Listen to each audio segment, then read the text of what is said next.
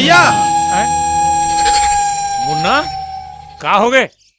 बुखार चढ़ गए है। बुखार चढ़ गए? एक काम कर, डॉक्टर बुला, मलेरिया हुई। अरे घबरा मत मुन्ना, अभी ठीक हो जाए। मलेरिया हुई। आ बैठ बैठ, आजा आजा बैठ। अरे डॉक्टर बुला ना।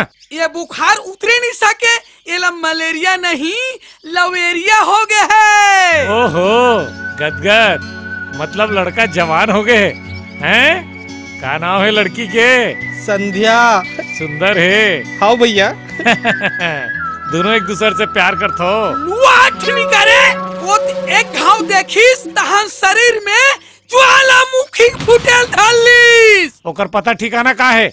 नागेश्वर के बेटिए। नागेश्वर की बेटी? कहो के भैया?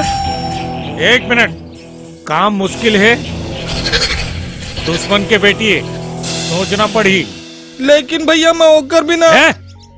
अपन जवानी कंट्रोल में कर, सोचन दे रास्ता कैसे निकल ही।